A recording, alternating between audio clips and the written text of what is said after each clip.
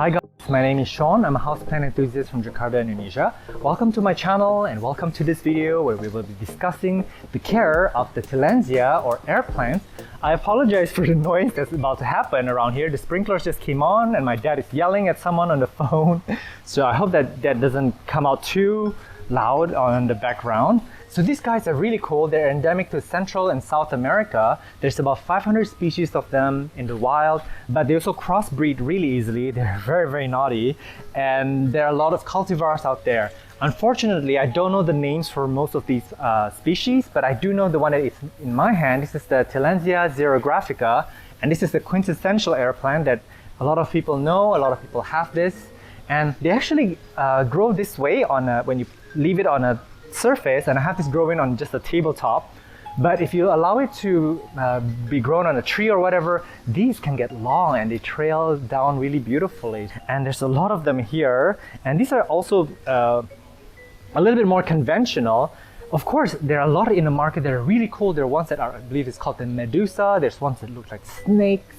There are like vining ones. There's some crazy air plants, and I recommend for you to look them up. Maybe you can browse on Pinterest or some plant stores because they'll come in really beautiful shapes and sizes. However, let me quickly walk through with you the anatomy of air plants. Most of them actually grow in deserts, forests, and mountains. They're mounted onto rock surfaces and trees and such. So they don't live in soil like a lot of the houseplants that we conventionally grow. This means that they actually have roots, and these roots are used to tether themselves onto those surfaces, but the roots do not anchor them into the ground. They do not extract nutrients and moisture from the soil for the plant. In fact, the plant does extract a lot of the moisture and nutrients from the air and from the rainwater through the trichomes that they have on their leaves. So the trichomes are what gives them this beautiful sheen. It is just tiny hair-like particles that will absorb nutrients and water from the air or from rain. And typically the way they grow is that they would grow from the center, they grow outwards, and then when they have reached a mature size, most of them, and don't quote me on that because I'm not the expert on air plants, most of them will give you a flower, and usually the flower is very showy, very bright colors. And after they're done flowering, the plant will be slowly dying. It'll be slowly in demise. But before it dies off, it will sprout a lot of pups from underneath or clones of itself. And the way that you propagate them would be to break off the clumps. So for example, right here we have one that has given me, I guess I dropped this. So this used to be one plant, and now it's given me two plants. So I can just break this off and turn this into two plants, and hopefully they will keep multiplying that way. So this is how you propagate Tillandsias. They also can be propagated by seedlings, I'm sure. I don't know how you can pollinate them, but I'm sure the fact that they are easily crossbred, there's so many cultivars of them, means that they can be pollinated quite readily by men. Or women, sorry. So let me quickly dive into the care, because this is what a lot of you guys are very confused about, and many people are killing their air plants. Number one, sunlight. They need very bright indirect light, and some of them, especially the ones with lighter foliage like this one, they can take direct sunlight, and some of them even like full sun. Some of them are endemic to deserts. So you must give them really good light, or else they will rot off, they will turn yellow, they will turn to mush. So that is a requirement. Number two, watering. I'm gonna go through the details with you in terms of indoor watering and outdoor watering, because the two types of watering are very different. But the principle is the same. These guys actually love very frequent watering. In fact, daily watering would be very good for them. And deep watering would also be very good for them. This means that you're not going to just miss it. They actually want to be really saturated throughout. But this is where it's important. They cannot have any water pool between the crowns. So they need to dry out within minutes. They need to dry out really fast. Because in nature, they're actually grown like on trees or whatever. They're grown sideways. Or in deserts where the evaporation rate is really high, they will dry within like 10-15 minutes. So when you're grown sideways, you know, the water would actually run right off. It wouldn't really pool in the middle, but in our household conditions, like imagine if I had this watered and I just left it alone, it will pool and it will rot the plant. So keep that in mind. Frequent watering, but very fast drying. And one way that you know to water them is that they actually show signs of thirst. For example, this one right here is quite thirsty, I can tell, because I can see that the leaves are actually very, very curved. And it is actually a very hot day today. The sprinklers are coming off. So I haven't watered this guy today because I was going to show you on the video how I water them. But yeah, it's curling right now. And also you can see that the color is very, very light right now. They do become a little bit light in color when they are thirsty, and when you have just watered them, their trichomes would absorb the water and they would turn a little bit darker color. And the next important factor is airflow. You absolutely must give them good airflow, because these guys not only, first of all, have to dry out really fast, but they also extract a lot of the nutrients and moisture from the humidity and from the air. There's actually particles in the air that are beneficial for this plant that it can take in and turn into food, basically. It can also purify the air, and these guys actually perform what we call chem photosynthesis, which a lot of our cacti and succulent, our dracaenas, and a lot of the bromeliads do. This means that they actually turn carbon dioxide into oxygen at night, and they can also purify the air at night, which makes them very ideal plants for the bedroom. But keep in mind, you need like 10,000 of these to have any positive effect on your bedroom, because air purifying qualities in plants are not as strong as we would like to think. The next point, I guess, would be fertilizing. These guys actually don't need a lot of fertilizing. There are a lot of specialized fertilizer for Tillandsia that are spray-on. You can just spray them down with these fertilizers. I've never actually used them before, but I do use a little bit of my Grow More balanced chemical fertilizer. I had sprinkle a little bit of them in water and I would just mist them. Or sometimes when I'm watering them indoors, I would fill a bucket with water and I would just sprinkle a little bit of that fertilizer and just dunk it in for a few minutes or hours, and hopefully they will absorb a little bit of the nutrients. But keep in mind that I don't think these plants need a lot of nutrients, and especially if you're dealing with chemical fertilizers, you may burn the leaves. Or if you're dealing with organic natural fertilizers, you may rot the plant. So just keep that in mind. Keep them on the under-fertilized side. In terms of pest pressures, these guys have zero pests.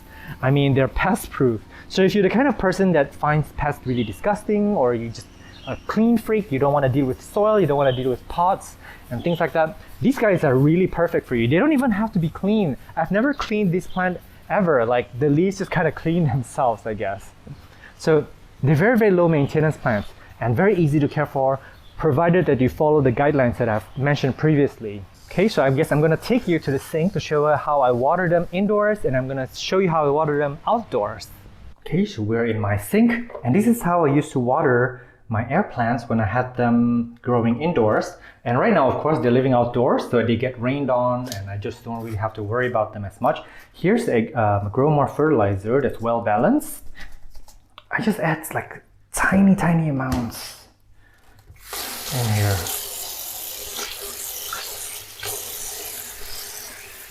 And this Xerographica is going in there right away. Oh my god, this has gone a lot bigger, because I remember that this was a lot smaller. There was a lot of room in here, basically.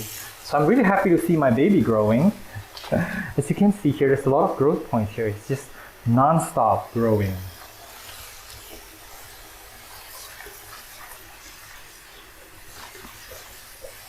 Just fill this all the way up to the top.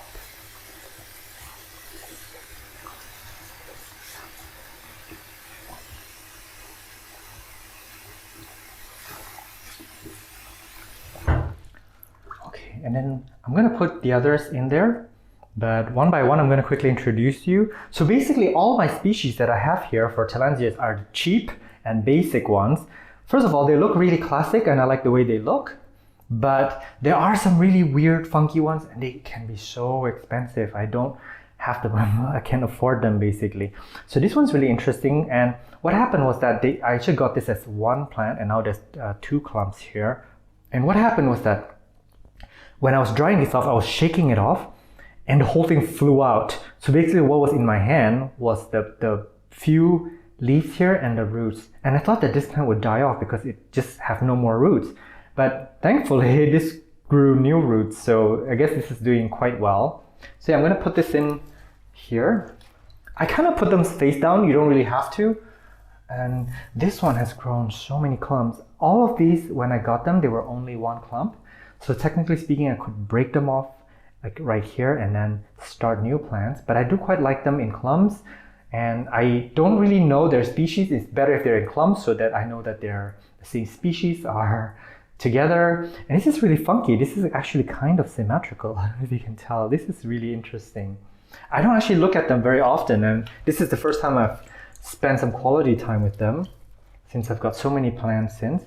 And if you see something like this here, this is a dried sheath, do not peel it off. Do not prune your air plants, they don't respond well. If there's something here that's kind of breaking off, let it twist off naturally. Do not cut it, don't break it off on purpose. It will come off, it will come right off, like this dried point here. Don't mess with it. Or if it really bothers you and you have to cut it, make sure you cut it to the point where you still leave a little bit of the brown on the plant. Because if you cut, where the healthy portion is, you're going to cause a lot more browning, and the browning will keep spreading and you risk infection for the plant. And this is probably due to underwatering. If it's dried from the edge of the leaf, it means that it needs a little bit more water.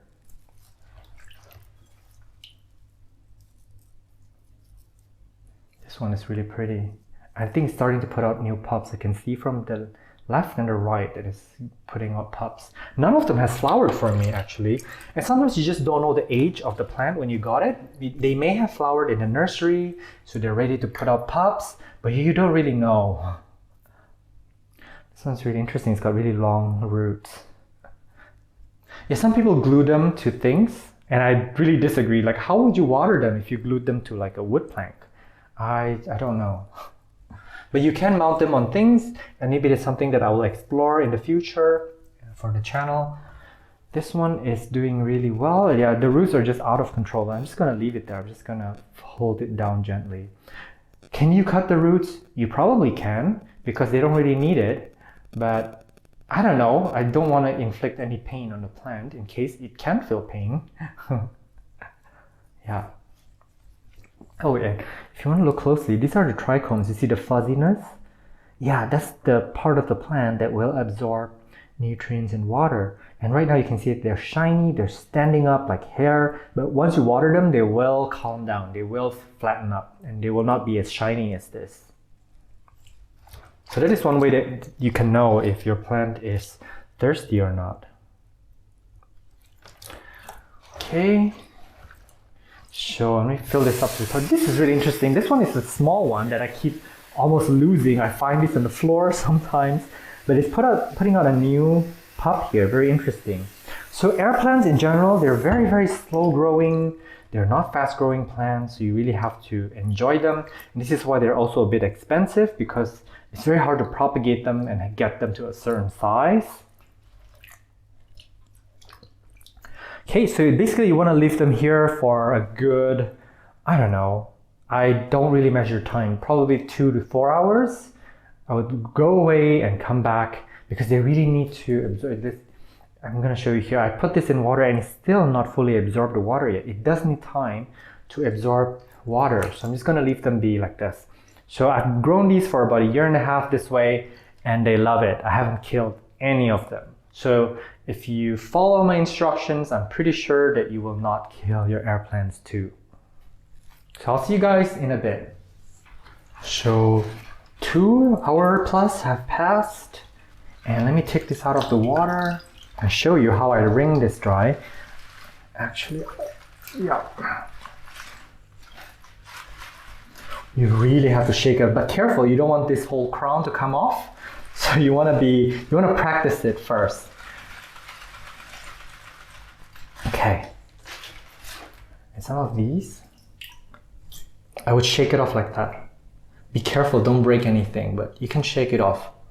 So this is what I do with all of them. I get them all shaken up and dried off really carefully. And I should do this watering every week or so when I had them indoors. And then I would actually spray them down almost daily. I would mist them lightly to make sure that they don't dry out. But they do need this kind of deep watering very often. I would say once a week or maximum once every 2 weeks. I've done it once every 2 weeks and they're still alive, they're fine. But obviously if it's a hot day, you want to give them a little bit more water. If it's a cloudy day or you're experiencing winter, you give them less water. Yeah. Okay, so you're not done yet just because you wring them off, you think that they're dry. They're not. So what I do is I actually put them face down on like a table surface. If you shake them, more water does come off. But what I do is I turn on the fan. I let them get pretty good airflow, let them dry out faster. So only a fan can do that. And this is to ensure that this doesn't rot off. And also this is the reason why, whether you get one air plant or if you have, I don't know, 20 air plants, the amount of time that you spend on them is very similar because you're doing them all at the same time anyway, so you might as well go ahead and buy 20 of them, right? I almost forgot this guy. So this is also an air plant, and this is actually very, very common and very, very famous. This is commonly known as the Spanish moss, and it is quite beautiful actually. I miss this about 1 to 2 times a day. It gets a little bit of direct sunlight, maybe an hour or so, and it loves it. I got this as a tiny plant in my balcony, and it's grown really bushy.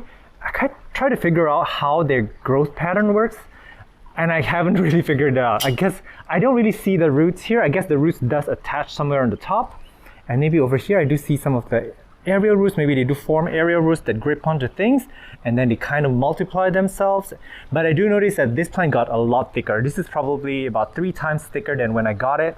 And I think if I was to propagate it, I'll probably just separate this into different bits and then let them grow on their own.